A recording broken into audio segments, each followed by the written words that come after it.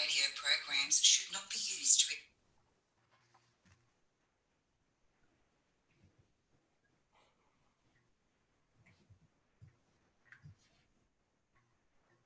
Angel Heart Radio programs should not be used to replace your legal or medical advice, nor your own sound judgment.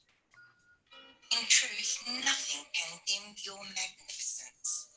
You are a divine spark, a universal light. You are here on purpose. You are part of a divine plan, and it's our joy to support you. We're here to celebrate you. Welcome to Angel Heart Radio. Powered by love, Angel Heart Radio is brought to you at angellight777.com. A divinely ordered life with spiritual teacher Deb Goldberg on Angel Heart Radio starts now. Angel. Welcome everyone to Angel Heart Radio. I am your host, Deb Goldberg, and it brings me great pleasure to be here with you today. And it's an honor to serve you in the highest ways that I can by bringing you messages of divine love and blessings for your life. You are dearly loved and cherished. We have a great show for you tonight on personal transformation. We have a book launch. And are you interested in personal transformation? Then you are going to love our show tonight. We have 5 authors from this amazing anthology, A Gateway to Enlightened World, Collective Life Lessons on Personal Transformation. This amazing book is going to be launched today for $1. You can download it on Kindle, on Amazon, and our links for that is on the Angel Heart Radio page. We have with us tonight, sharing our personal lives in a book is a big deal. And especially for many people in this anthology, it has been the first time that they actually wrote. And it has been such a joy to have this collective experience with everybody and helping mentoring people along. I remember when I first put out a book. And so it's really awesome to have Carol Ann Cross here with us, who is an angel intuitive, spiritual workshop and meditation facilitator and podcast host of A Vision of Angels on Angel Heart Radio. And we have Denise Choka, who inspires and teaches others how to embrace a Christ-centered spiritual connection.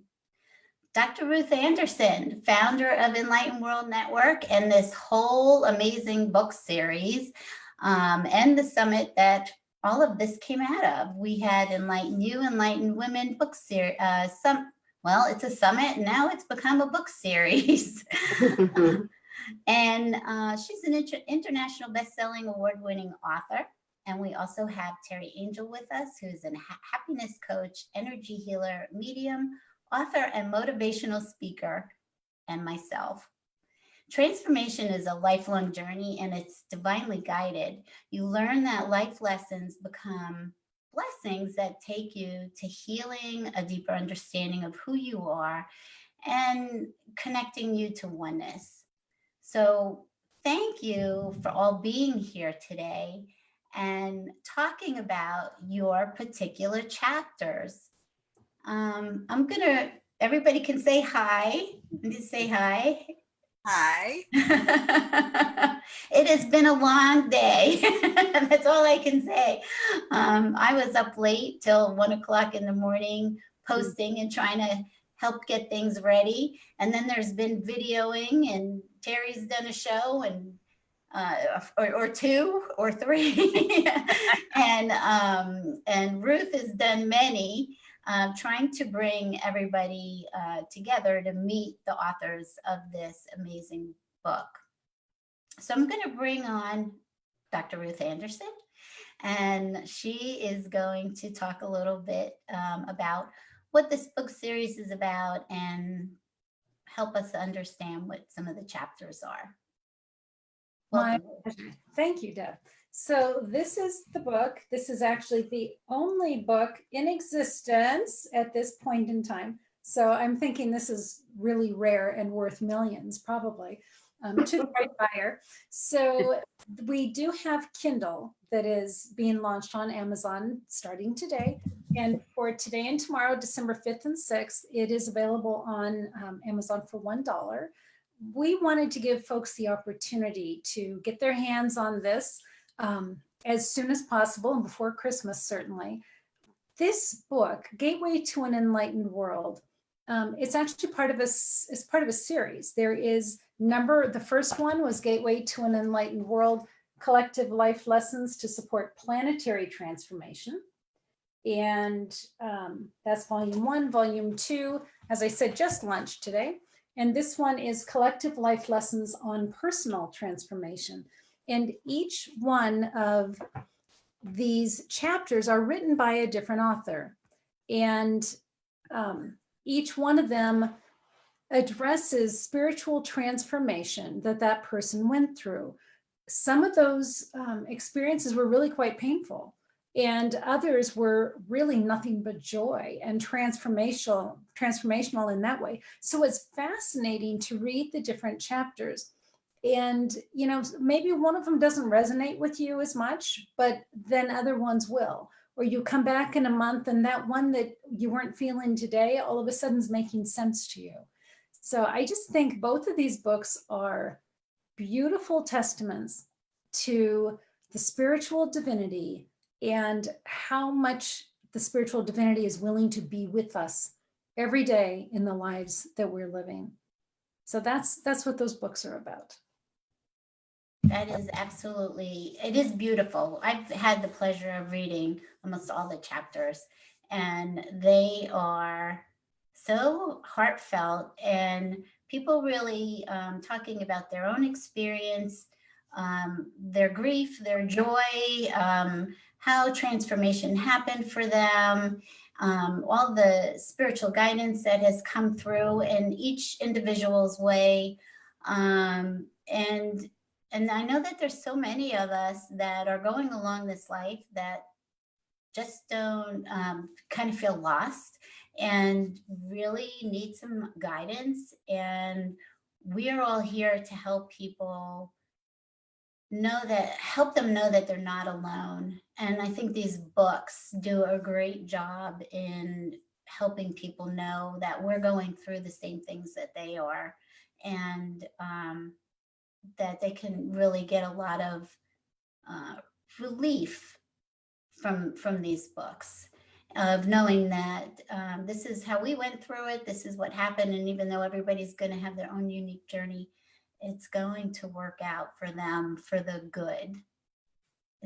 Having hope is really important. So those books are full of hope. I think that they really are. And speaking of hope, do you mind if we start the conversation with Carol? I would love that. Okay. So Carol Ann Cross. Carol, this was your first chapter in a book. Yes, that's correct. Yes. So bit mind-boggling. I'm so proud of you for putting this all in writing. And your book is called Grieving. It's a Personal Journey. And this chapter, Carol, is so personal. It is so heartfelt, and it's heart-wrenching. But then again, it's so full of life and love and joy all at the same time. You've wrapped every emotion I have into one chapter. Can you share with us a little bit about your chapter? Of course, I'd love to. And that's interesting that so many emotions came up for you when you were reading it, because as I was writing it, it was coming from my heart, and it was my story, because I grew up trusting, knowing spirit and the angels and everything, and my life was just beautiful until the day my 6-year-old daughter was diagnosed with acute lymphoblastic leukemia. And even then, I still had hope, even though they said she will have 2 years. I didn't believe that. And anyway, so when she did make her transition, I started the most tumultuous, horrible, lonely journey because I went against everything I'd learned. If there was a God, he wouldn't do this to a child. And I turned my back on everything I had learned. And that was very difficult for me because it was my life, part of my life. And it was really hard. And as a mother, I blamed myself. What did I do wrong that she got sick? And you know, you go through all these different stages. And I had Lisa. Lisa was 4 when Danielle made her transition. And so I think she was the only reason that kept me grounded and here, because my life had to center around Lisa and growing up. And my husband said, you can't wrap her in cotton wool. She has to live her life. And I didn't want her to do that. And I wanted to protect her. I wanted to keep her safe. But I knew that she had to live her own life and grow up. Otherwise, what would be the point of it all? And then quite a lot of years passed that I was on this horrible journey. And then I started to, in the middle of the night, I'd feel like ice. My bones were ice and I couldn't warm up. Even if it was a heat wave, I had icy bones. Until one night, I just had this thought, is that you, Danielle? And instantly my bones warmed up and I could feel her holding my hand and I knew she was there with me. And from that moment on, I turned around from where I was and I stepped into that place of, once again, you know, working with spirit and the angels. It took me a little while to forgive God, but, you know, he's very patient and he was very understanding. And so then I decided that I would teach all about angels and spirit, and because I had come through that and I had come out the other side. Admittedly, I had been very sick because I had a heart condition. I developed a heart condition and the metaphysics of it were quite clear. My heart had been broken when Danielle died. But through Reiki and through metaphysics and understanding and coming to a realization that Danielle and I must have made a contract before we came back into this lifetime, that we would do those 6 years of her life together. And all of those things helped me to then come back to where I am now.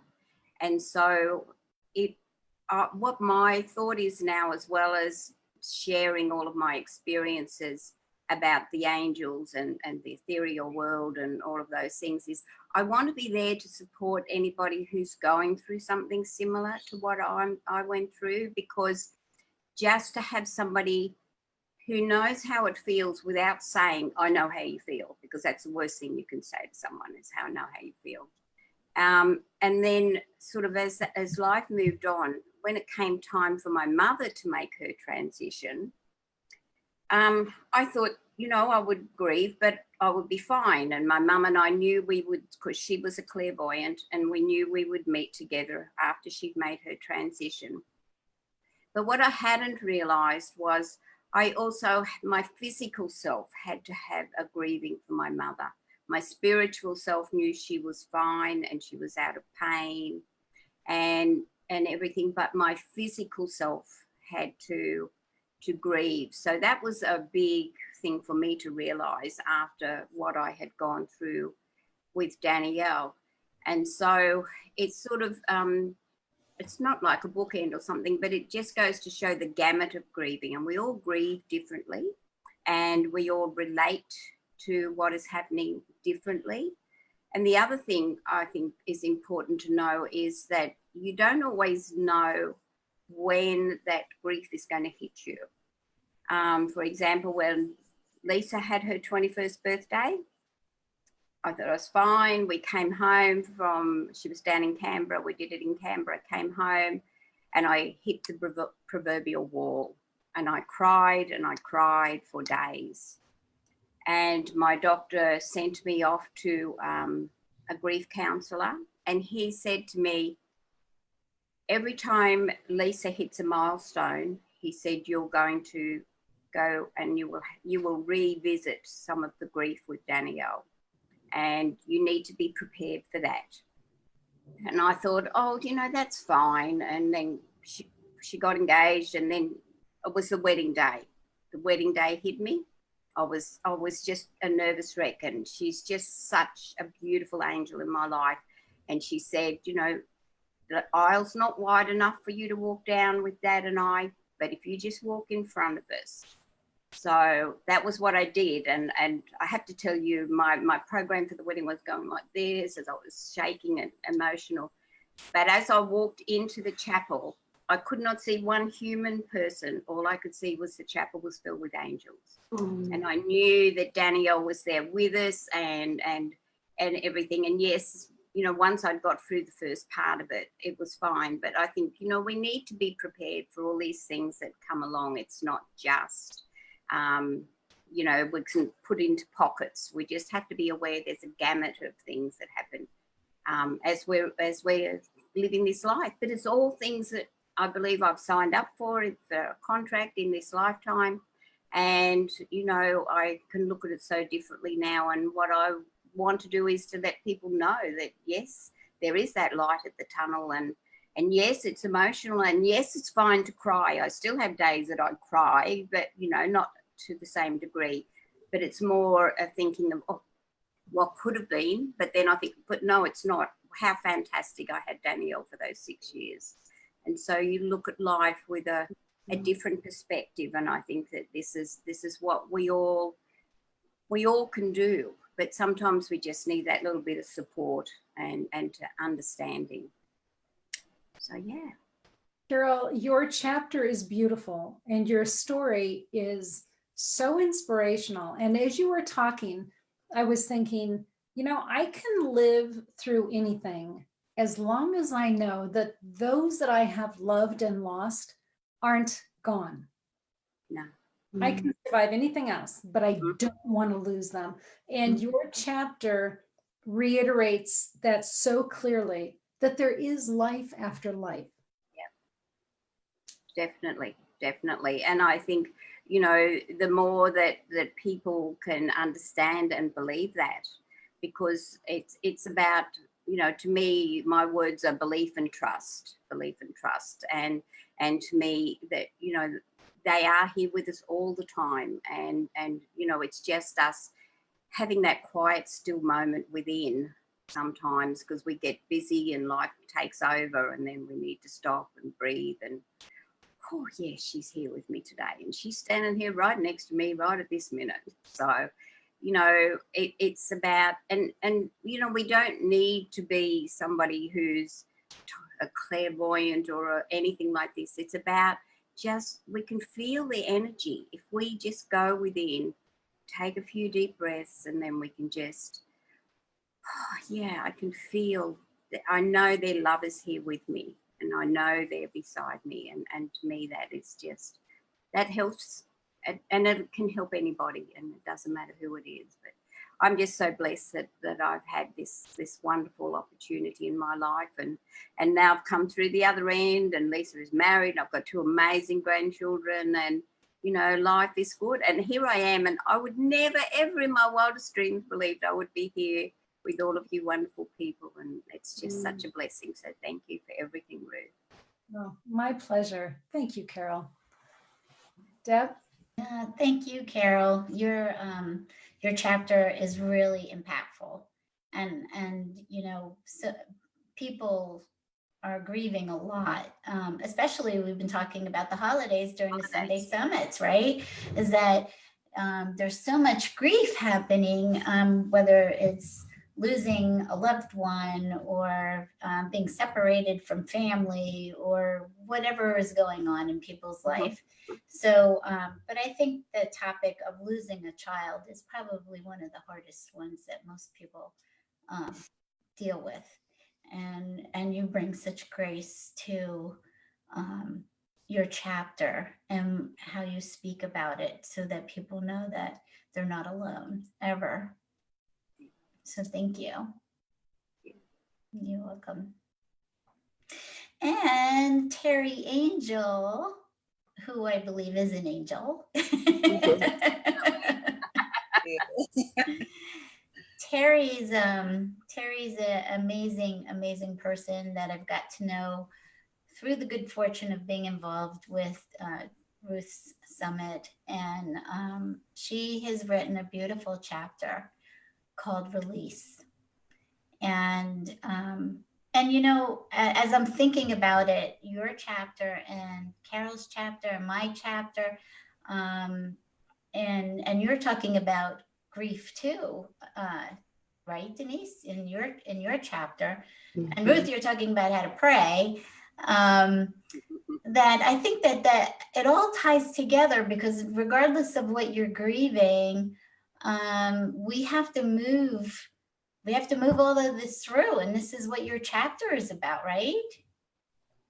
Yes, it is. It's about, you know, the traumas of life. If we live any time at all in our human bodies, we're going to experience some kind of trauma. You know, the challenges, the struggles, whatever happens.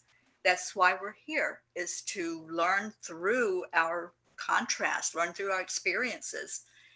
And I think I signed up for like 3 lifetimes in one. You know, so just hit me with all of it, God. So I've had many experiences in this lifetime where, you know, I just had to overcome whatever it was that was presented to me. And it finally got to, I guess, that last straw, that point where I had held so much inside, Deb. I'd held it in there for so long and let it build. And I was just shoveling it down inside where the inner child was just being buried by all of it. And I finally heard the angels show me, they really did just show me step by step how to release all of that. I call it the crud. I don't know what they called it. They had, you know, their own probably word for it. But it's all that stuff that builds up inside of us that sometimes we hold on to it because we feel justified. You know, if we've got some anger going on in there about things that happen, we looked at ourselves as a victim. And so we want to hold on to that justifiable anger at whatever happened to us. But they showed me this method called release. And I go into detail in my chapter, just like what they showed me, of breaking down that method and how to really fully let go. Not just, you know, sometimes we just think that we've let something go, and then all of a sudden there it is again. It crops right back up. So this way they really took me through my life and just showed me where I had to just say goodbye to that. And it was such an interesting process, because my guides during meditation time every night, they would come and get me by the hand. You know, we're going to go here now. And I'm like, I don't want to go there. So it was a real process of experiencing, saying goodbye to what I was holding on to. And the inner child was right beside of me, holding my hand the whole way. And that's what they explained, that it had to come from the inside. It had to be the uncovering where all of that pain and all that hurt really does lie down in there. It certainly does. And you did a really good job in explaining that. I think it's so important for people to know that there's parts of us that are, you want to call them buried, they're still inside of us, and that inner child or wounded children that need to be healed is how that's what's crying to us all the time. And because we don't forget anything, we just hold on to stuff all the time. So can you give us a little bit of an example of what it was like, maybe working with your inner child during one of the issues you were working on? Yeah, absolutely. They did this in a way I had never heard before. They just showed me this whole process. And what happens is you actually call your inner child to the outside, sitting there just like it is a physical person sitting beside of you. And you hold their hand and you let them be an integral part of the healing. and really saying the words right along with you. One of the things that I had buried so deep, and it was the next to last one that they helped me to just fully let go of. And it was some sexual trauma, childhood sexual abuse. And I held so much of that in because I felt like I couldn't forgive the person, the perpetrator. And I'm like, I can't do this. I would always argue with my spirit guide. When I knew it was going to be very painful, I'm like, you can't really be asking me to do this forgiveness prayer, right? And that was one of the most important ones for the inner child, because that child suffered so much through that time. So as we were doing that release and saying those words, I would like sometimes get it stuck in my throat, and I could just feel her hand tightening on my hand and saying, I'm sorry, please forgive me. Thank you. I love you. And that is an old ancient Hawaiian prayer of forgiveness. And what it taught me was that I wasn't forgiving that person. I was forgiving anything about it, the whole experience, everything about it. The fact that it happened, my feelings, I was forgiving everything and letting go, because that's where the healing is. You can't look at somebody else and what they've done. You have to look inside and what's sitting there. And, it's not about anybody else's journey other than your own. So as we went through some of these very traumatic incidents, that inner child was doing the work. She was the one that was strong. I was the one that was weak. She was the one that said, yes, you can, and helped me each step of the way to say that prayer and say it over and over again until I felt a release happen. And that's the miracle of this, when you really fully experience it and feel it inside, not just give lip service to those words, because anybody can do that. But if you're really serious about doing the inner work, you'll feel the experience and you'll feel every word. And what I did in this chapter, Deb, is I broke down the whole process. I broke down what it means to say, I'm sorry, what it means to say, please forgive me, and thank you, and I love you.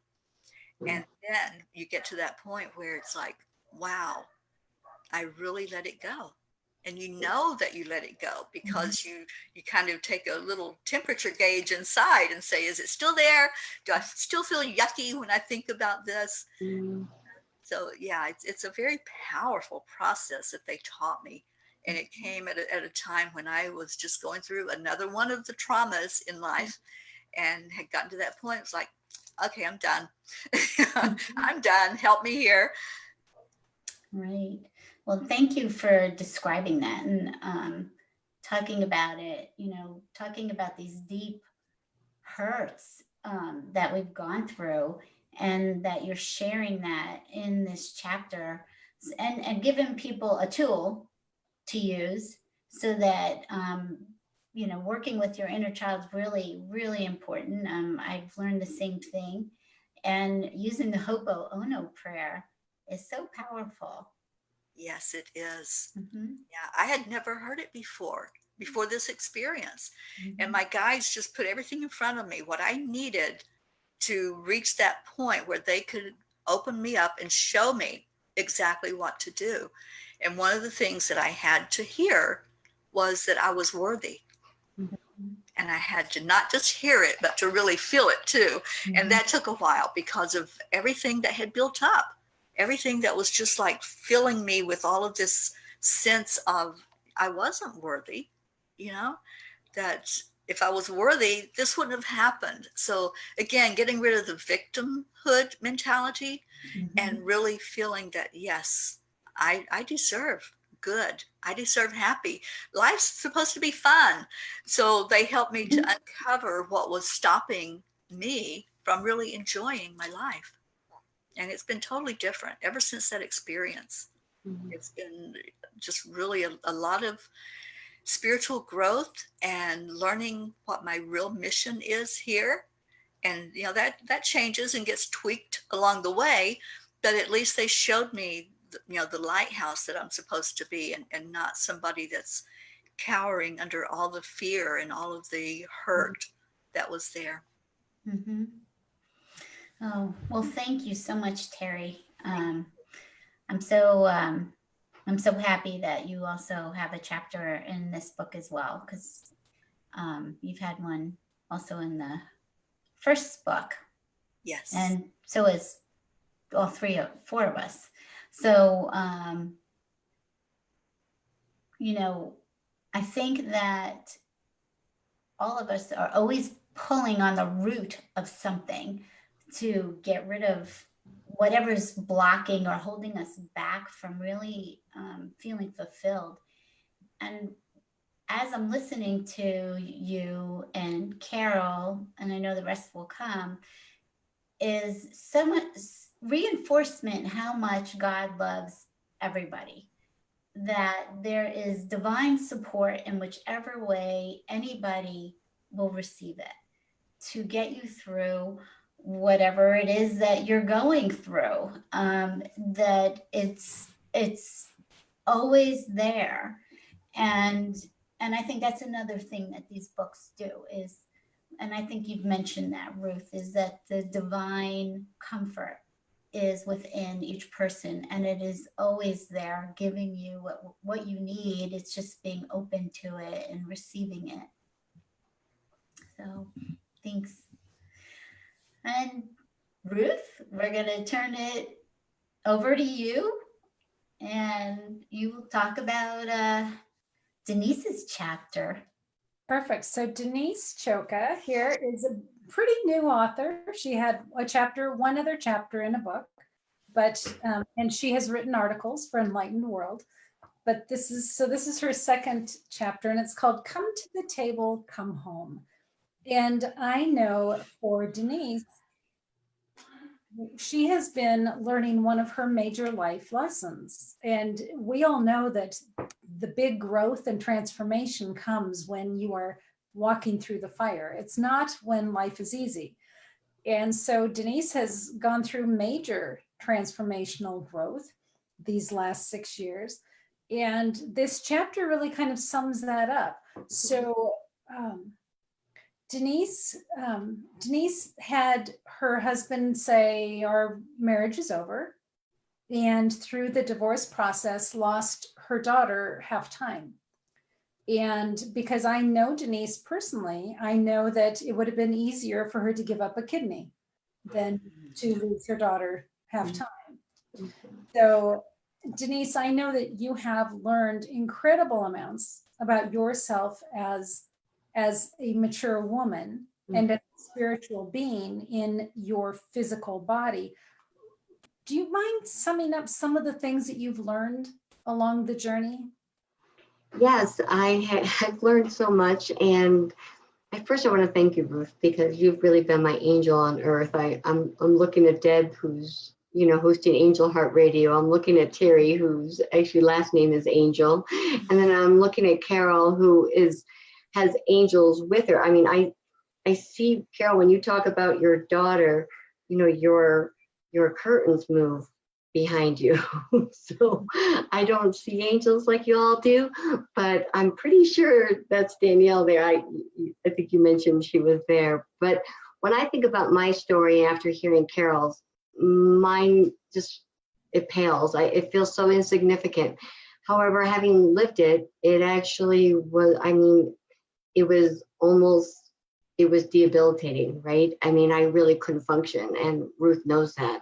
I mean, I literally, I've always been a pretty self-confident person, right? And then when my marriage fell apart, and then when we had to move from our home, and then when what I used to say, lost my daughter half-time, I literally, I lost it. I couldn't move. I couldn't get off the couch. I couldn't function. I just broke down. And, there's so many lessons to learn. And I've learned so much from actually all of the women that have been part of this Enlightened World and the Summit Sundays. And I've learned a lot actually from Ruth and from God. And that is that life isn't supposed to be easy. And I guess I was surprised about that. I didn't expect that actually we would have all these challenges. I know, right?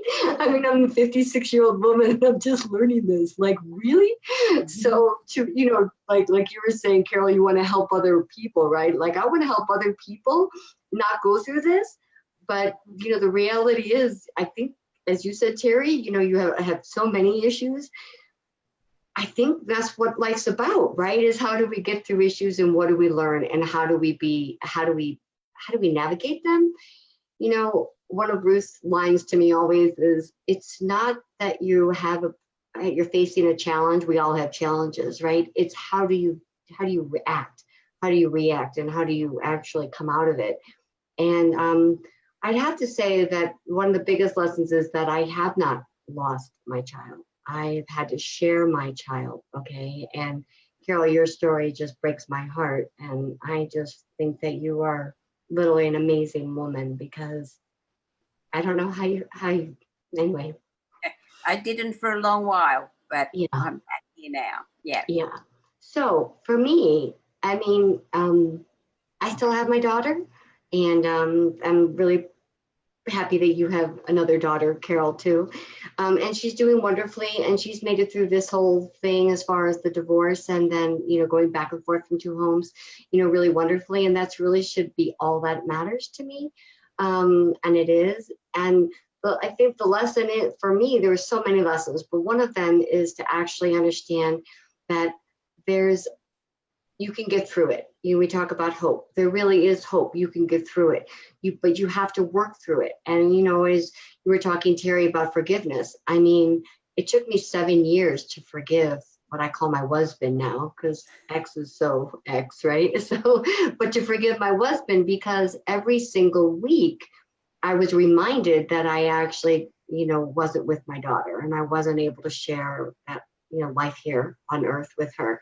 And, but if I actually look and say, well, Denise, you know, other people are struggling with cancer, other people are struggling with death, other people are struggling with, like, you know, permanent ailments. Like, I can walk, you know, my brain works. Like, if you really look at all of our blessings and really actually account for them, then that helps you get through what you think are these debilitating things that actually really can, you know, rock your world. But there's so much to be grateful for. There's so much to actually to really love and enjoy while we're here on earth. And you know, if I was to say, you know, what did I learn, I would, if I'm going to talk about relationships, Ruth, so like I'm talking about, like, you know, I would say put God first, then put your husband, then put your child, and do it in that order, because, you know, we all need extra help, you know, navigating this thing we call life, right? And so if you have God there to go to, then that helps.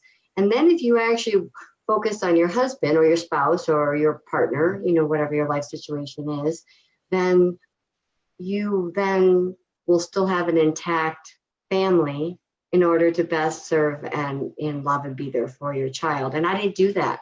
You know, I put my child first. And I really wasn't actually relying on God. I was going to church and doing all those things, but I wasn't really in the Word. And I wasn't really putting him first, knowing that without him, life is really hard. Life is really hard. And even with him, life is hard. You know, I remember asking Ruth so many times, you know, why do good things happen? Why do bad things happen to good people? Like, I don't understand that. And then when you really read the Word, it actually talks about, it doesn't guarantee that life's going to be easy. It's just about, I'm here, meaning God, I'm here to help you navigate through that. And that was, I think I'd have to say, Ruth, my biggest lesson is that, wow, like, I didn't know that's what we signed up for. Like, I didn't know that, like, I didn't realize that that's just part of the deal. So learning that that's part of the deal, and then trying to be a better person and actually, you know, be actually the best person you can be, so that then you can, and that's what I'm trying to do now, is trying to help other people. You know, I'm trying to help other people actually stay married, you know, by navigating this busy thing that working women have to do. You know, I say they have to bring home the bacon fried up in the pan and do the dishes, right? This is like, oh, we got all of that going, and it's just so hard. It's so hard to focus on ourselves, take care of ourselves, and then take care of others. And so you kind of, for me at least, I had a hard time, but I'm always in awe at all the women that actually can take care of everything and still have a smile on their face. So anyway, that's one of the things that I've learned over this 7-year journey. And as you said, Teri, it's about forgiveness. And I think I finally got there. I am actually having my husband and my stepchildren over during this month for Christmas, and that's taken me 7 years to actually be able to open my home to them, which actually gets into what my article was about. My article is about coming home, right? And it's also meaning coming home to God, right? Because I hadn't been really focusing on him. But I now have this space, okay? It's actually, not only is it a mental space, but it's a physical space where I feel like, oh my gosh, I'm whole again. Like, I'm okay. I'm alone, meaning I don't have a male partner, but I don't feel alone right now. I feel like I have these women that come over to this Bible study, and they're learning lessons and learning about God. And I mean, I know that I haven't really met all of you, but I feel like I know you because I watch you on the Sunday summits. And I'm thinking, oh, all these beautiful women, all this support, all this love, right? It's like, how can you feel alone when you're all there? And it, I don't know. I know it sounds so ridiculous, but it's just so true, right? And so I'm so thankful for all the gifts, and I'm just so glad you're all part of this this beautiful enlightened world, like family, right? That's what I really, really feel. And for me, my extended family, they don't live in the same state that I live in, so I don't have that, right? So I'm actually finally figuring out, okay, I don't have a husband. I have my daughter part-time. I have a friend here in town. I have another friend in another state, right? So I'm actually learning, like, okay, I don't need a man to make this work. I actually can do this. Like, I can do this with the support of other loving women. And that's been pretty profound for me, because I've always been a guy girl, right? Always having a boyfriend or a husband, right? And not having this. And I remember years ago, Ruth's like, you have to find 5 friends, Denise. Just 5 friends. Can you find 5 friends? And I'm like, where? Like, how am I going to do that? Like, that's tough. So, because my whole life was devoted to my husband and the family. So, so I could go on about all the other lessons that I've learned, but my article is about the fact that, look, let me share with you. Should I talk about that, Ruth? I think we're running out of time. Okay, I could keep going. So that's beautiful. Your article is beautiful. And I really think for women that are struggling, going through a divorce, dealing with that, I think your article really touches a heart space. So thank you. Yeah, I do too. In fact, it reminds me of a little bit of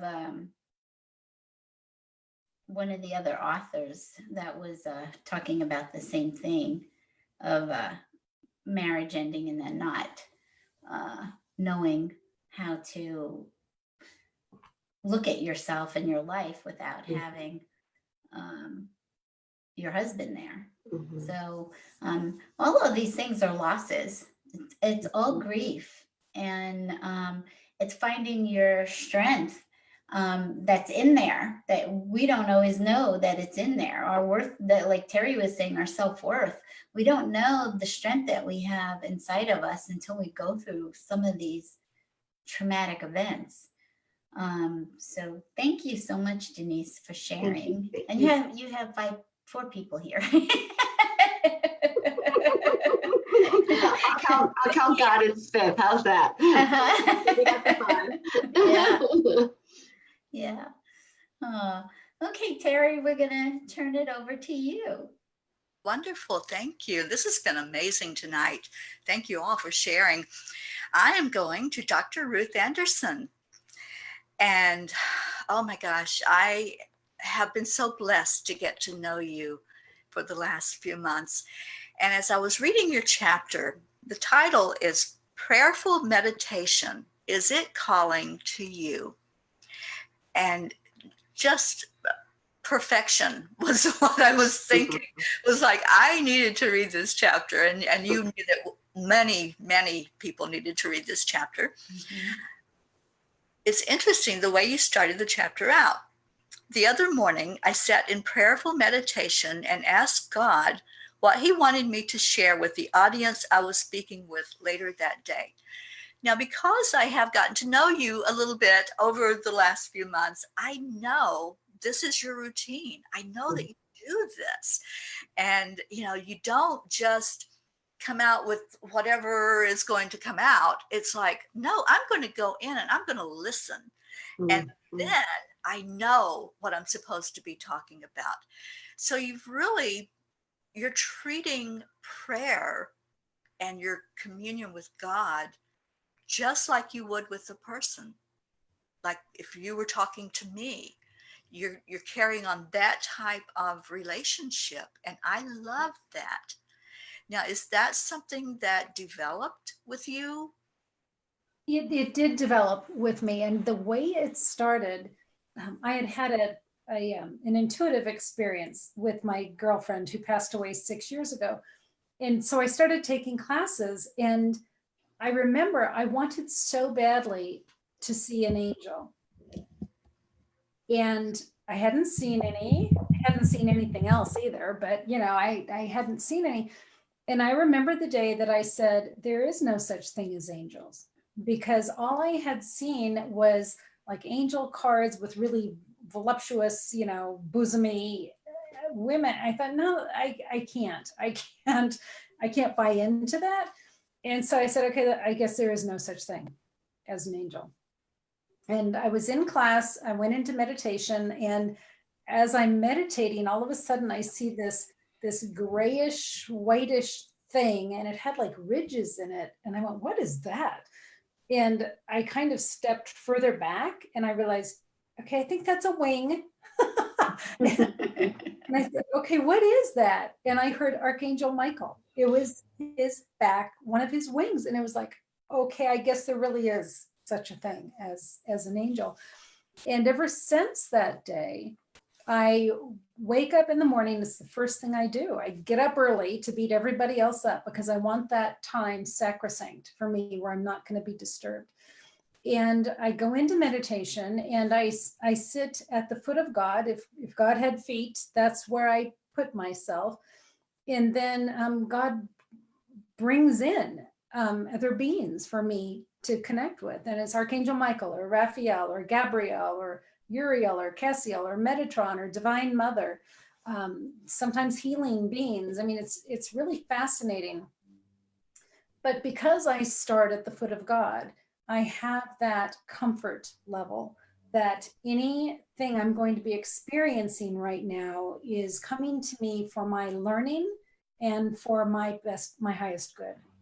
So that prayerful meditation, it is listening and speaking. I think so many people, and I mentioned this in the chapter, so many people go into prayer and it's just a laundry list. God, please do this and do this and do this and do this. But it's not a two-way conversation.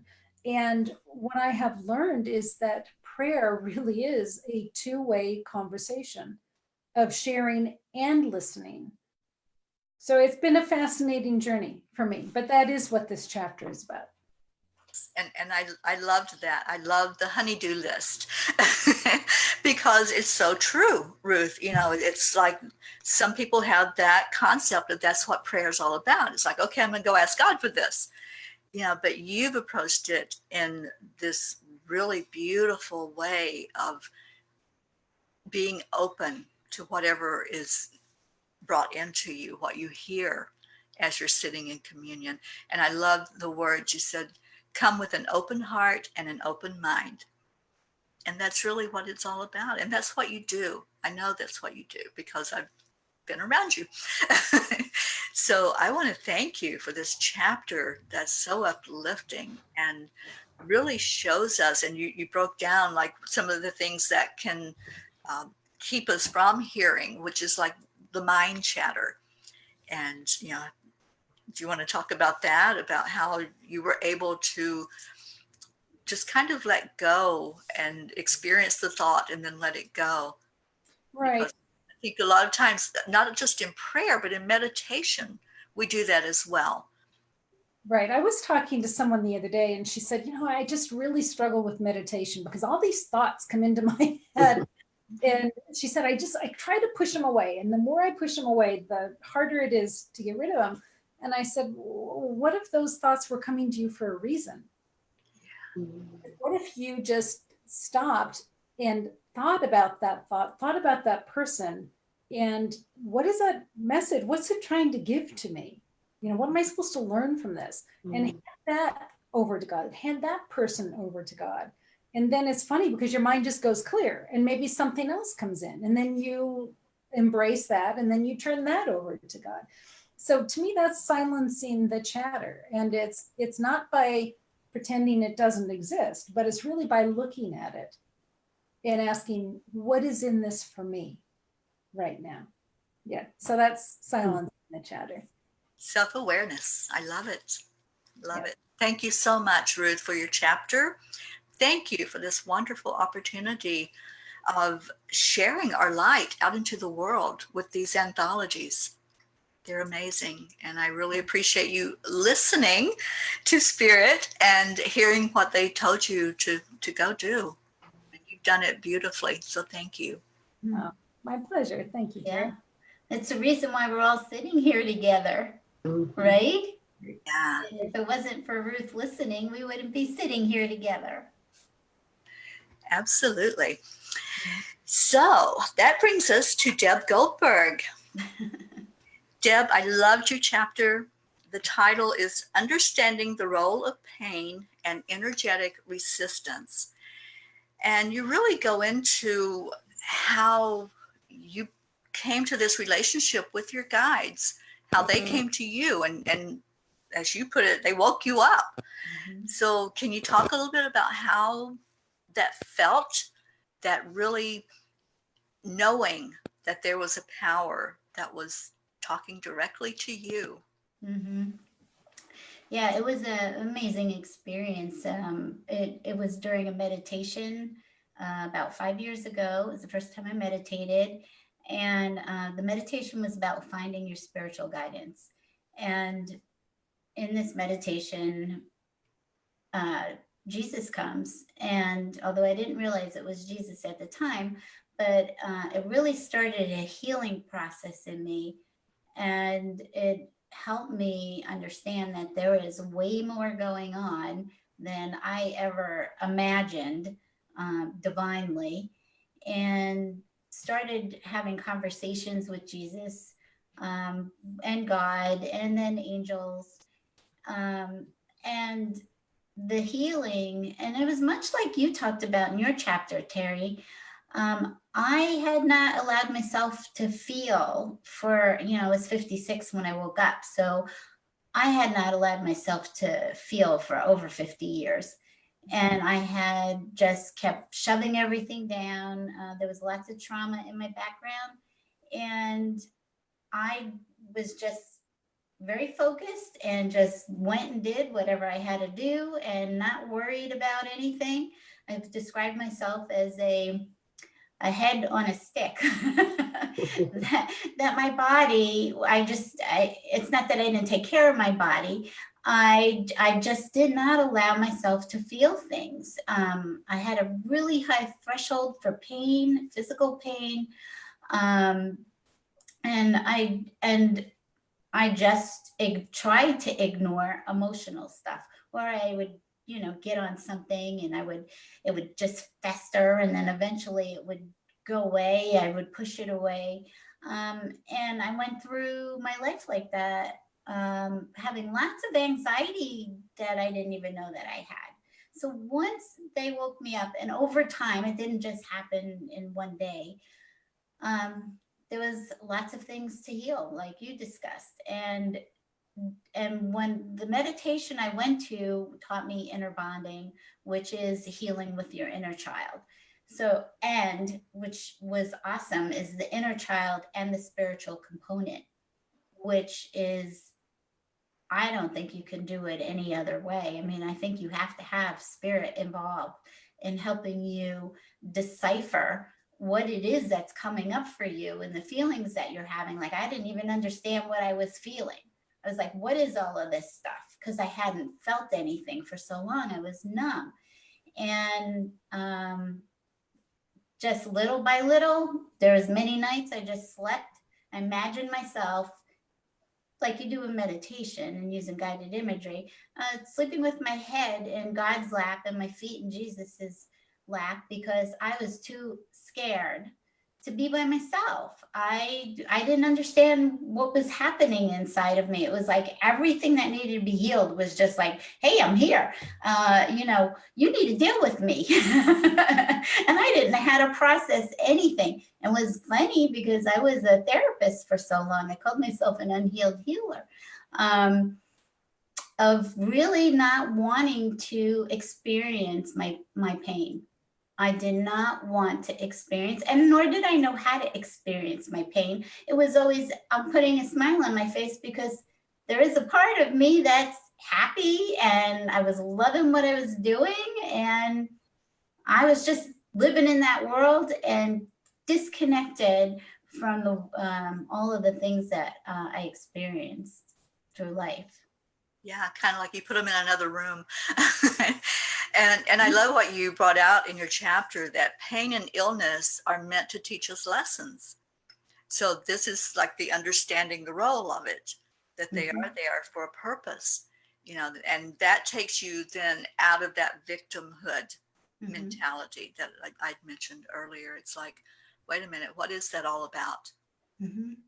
Yeah, and I had a little paragraph in the chapter from Jesus I would like to read, because if it wasn't for their constant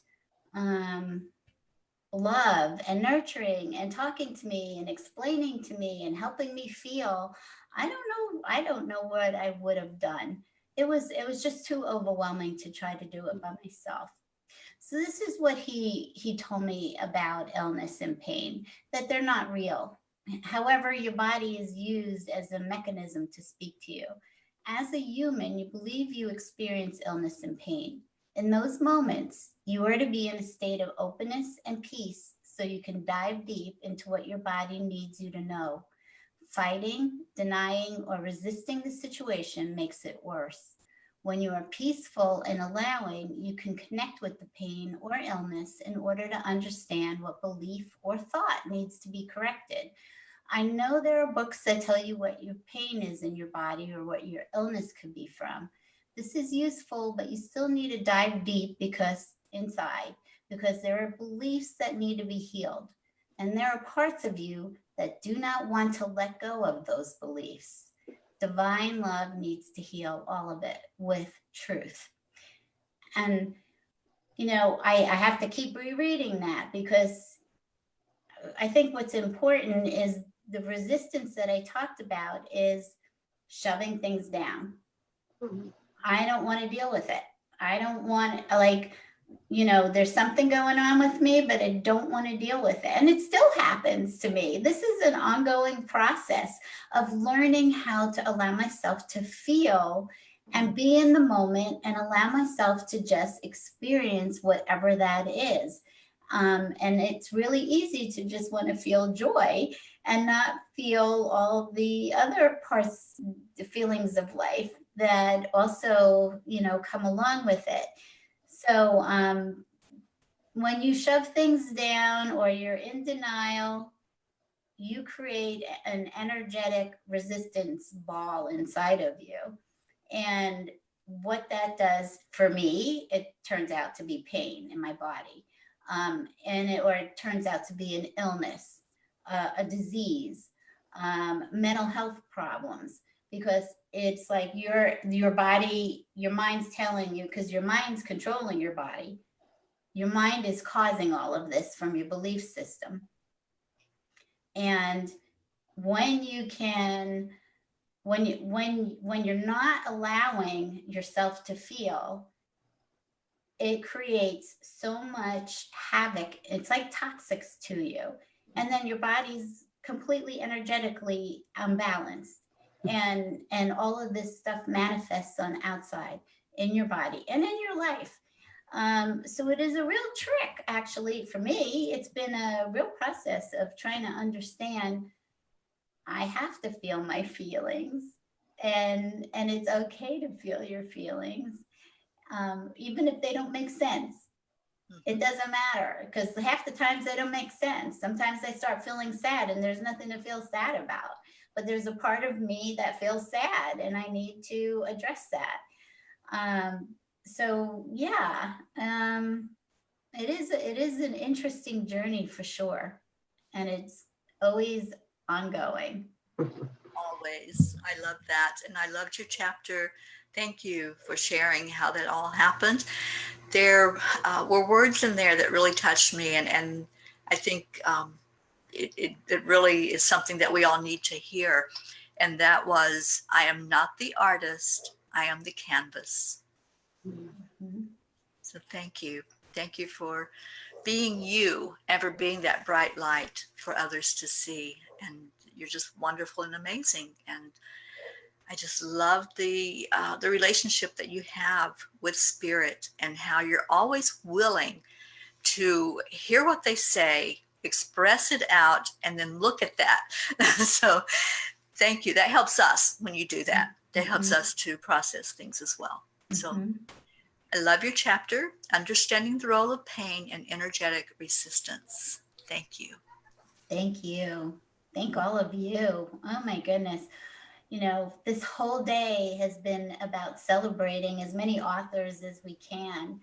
And I don't know if you want to show people the book again, Ruth, and, you know, help them know that they can go to Enlightened World Network on Facebook, and you can look at my Facebook page, Angel Heart Radio's Facebook page, and order this book for $1 for a Kindle download. Can you each take a few seconds and tell everyone how to get in touch with you? Denise, would you like to start? Sure. People can actually call me on my cell phone, and that's 303-859-2356. Okay, thank you. And Carol?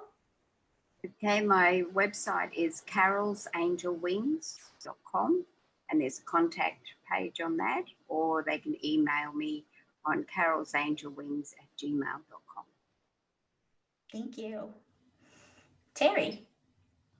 Reach me through angelspeakers.com, or you can email me, Teri@angelspeakers.com. And it's Teri, 1 R, 1 I. Whoops. Okay, and Ruth? Sure. So I can be reached through enlightenedworld.online, and also on Facebook at Enlightened World Network. Thank you. And thank you so much for pulling all of this together. I know how much work is involved in everything that you're doing, and it's amazing. Thank you. Thanks for being here. Yes, and also let's mention Sunday Summit too for this coming Sunday. You want to tell people who's going to be with you? Well, Teri Angel and Neela Manocha, and it is going to be 8 o'clock in the morning Mountain Time. So set your clocks accordingly, and you can get there through Facebook on Enlightened World Network. Thank you. And everybody, you are missing awesome shows if you're not watching them. And you can always listen to the replay if 8 o'clock's too early for you. Deb, can we mention Monday night's Angel Heart Radio show? Oh yes, Teri, thank you. I meant to do that. Welcome, Teri Angel. welcome to Angel Heart Radio is our new podcaster. Welcome. And so Teri is going to be Monday nights at what time? 8:00 p.m. Eastern Time. Okay. My very first guest is Sherry Lee Myers. Awesome. Connect with Angels, and it's going to be amazing. So tune in. Okay. And Carol Ann, you have a show. Do you have a show today? We have a show coming up in about 20 minutes, 25 minutes. Okay. Our guest on A Vision of Angels is Debbie Rose. Awesome. Awesome. Well, thank all of you beautiful, beautiful women, beautiful souls. I am so happy to be with you on this journey. And when in doubt, never underestimate the power of prayer. You are being listened to and heard throughout the universe, and it always responds with infinite and eternal love. Remember to go inside and listen to your heart for the whispers of heaven. I love you and God bless you.